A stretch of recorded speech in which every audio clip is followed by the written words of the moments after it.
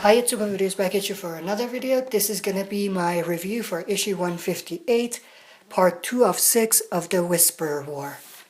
So to start off the issue, the first page, we pretty much had a big death and it was very action-packed and very intense, the very first page. So we had Gabriel, who was of course on the tower, and he saw the big herd that was coming in. If you remember from the last issue, the cliffhanger was that the herd was coming in. So we started with Gabriel basically seeing the herd come in, and he's just panicking, and he tries to go down. He slips, he falls down, his foot gets stuck on the ladder, and it basically snaps, and I think you can see a bone even come out, which is pretty gruesome. And then he's just hanging in there, and then we hear someone say, "I will help you." And then of course it's Beta, and he kills Gabriel and he guts him, and Gabriel's intestines are just hanging out, and it's just gruesome. And since he's hanging, all of the blood and all of the inside of his body is going down his face, which is pretty gruesome. And then you see the ground, the blood just keeps dripping. So that was very interesting. And it was intense, and basically rest in peace Gabriel. He wasn't too big of a character, but he was big enough to make this scene very intense and emotional. And then we see the walkers walk towards Gabriel and basically eat him up. And as we see some whisperers passing by, we also see some walkers, so they are mixed.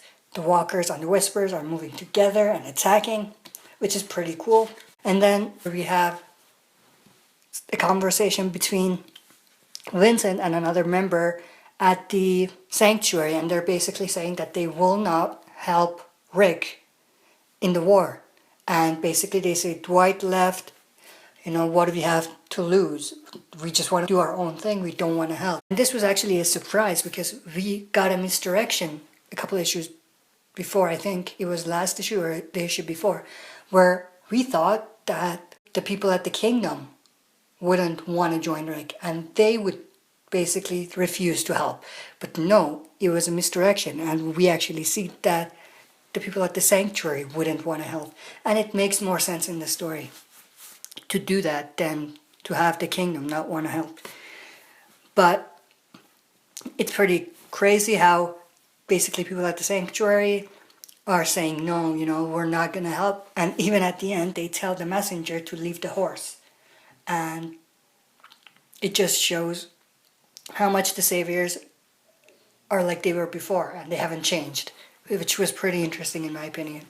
And then we have Rick, and he's talking to the people at Alexandria, and he's giving a speech basically. We don't get to see the speech, but we see the aftermath where everyone's basically supporting Rick in the war and that they're appreciative of Rick. And then we have a small conversation between Rick and Eugene, where basically Rick senses that Eugene is up to something, and he asks him, but Eugene says, there's something, but I can't talk about it yet. And Rick approves and says, let me know whenever you're ready to talk about it. And you can actually see that Eugene is waiting for the best opportunity to tell Rick about the radio, of course.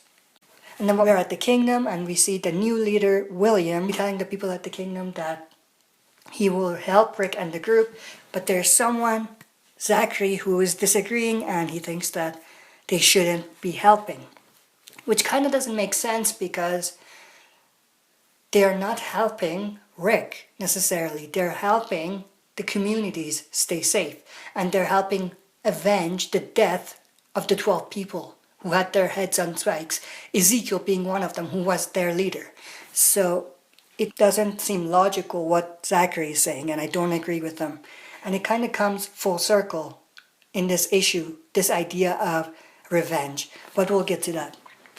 And then what we have after is we have Negan and Dwight, and I love the conversation between them, and I love the tension between them. Negan is trying to gain Dwight's trust, but Dwight is not trusting him. And then we have a conversation about Sherry. Negan is telling Dwight, it's not my fault, and that I gave her an option and she came to me, and I wasn't forcing anyone. And he basically finds out that Sherry left Dwight even after Negan left. So he's like, see, I told you, she didn't even want to stay with you when I wasn't in the picture.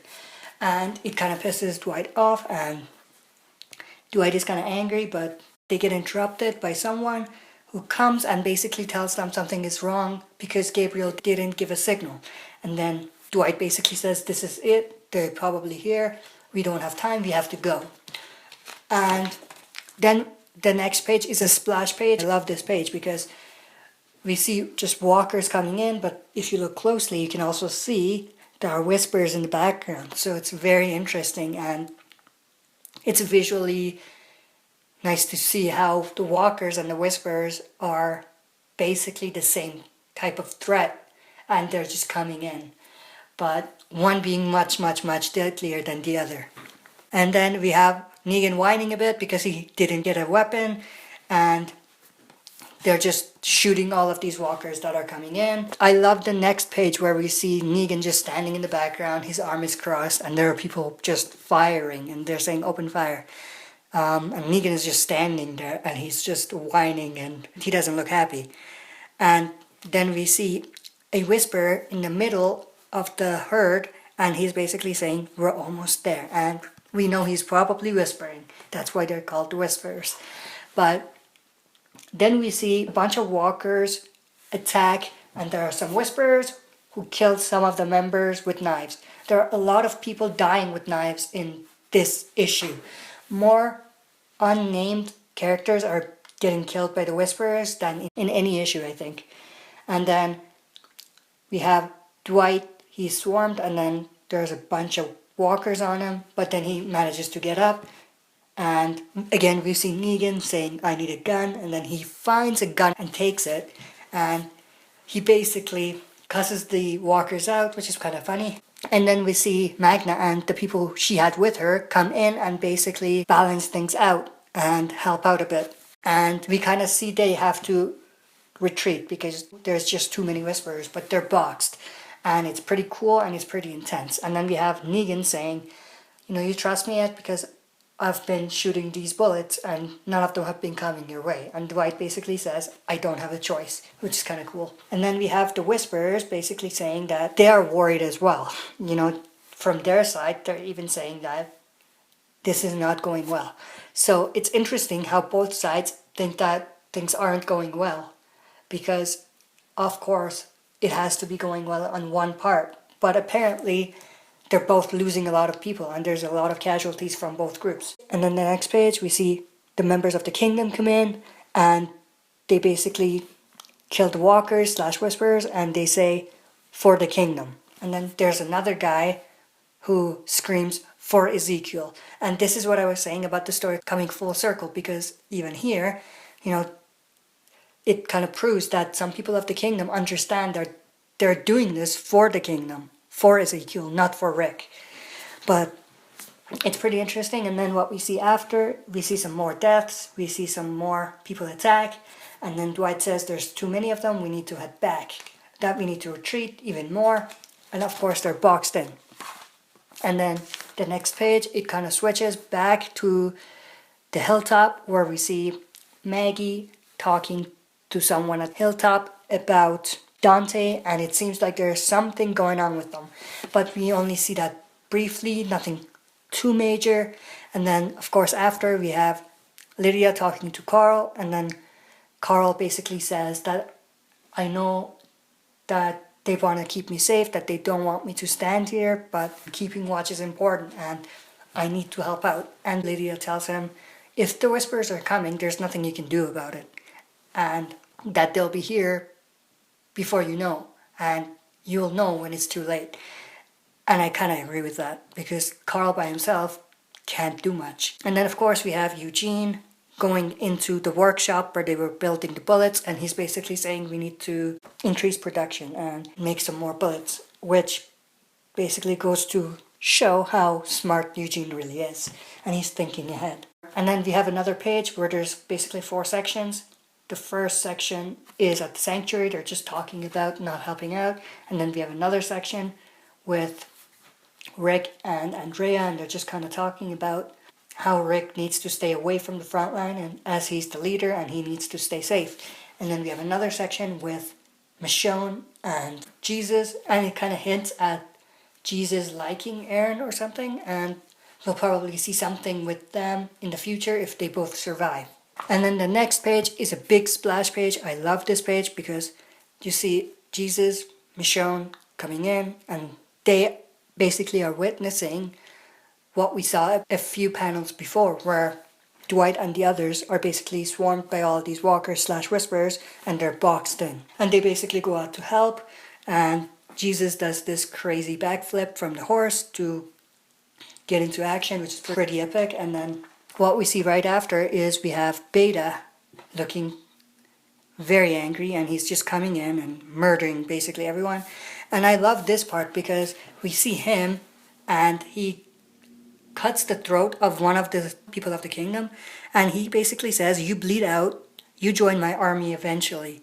And it's very crazy to see the tactic that the Whisperers are using, because he's right. If he just bleeds and the walkers don't really eat that much of him, he will turn into a walker and he will basically be a part of his army. This strategy, it's gruesome of course, but it's kind of a crazy tactic that the Whisperers are using. Then we have Beta attack Dwight and he basically knocks him down.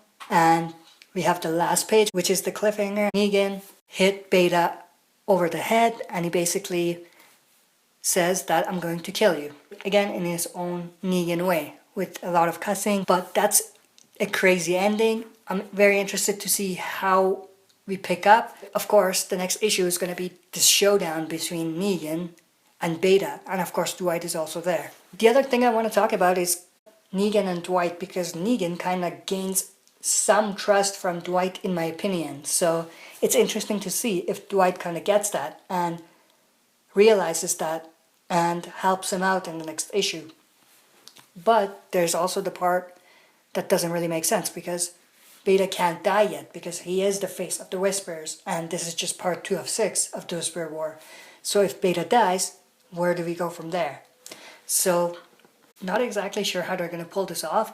Of course they have something up their sleeve, and they probably have a storyline that we're not going to see coming, and it's going to be unexpected for us.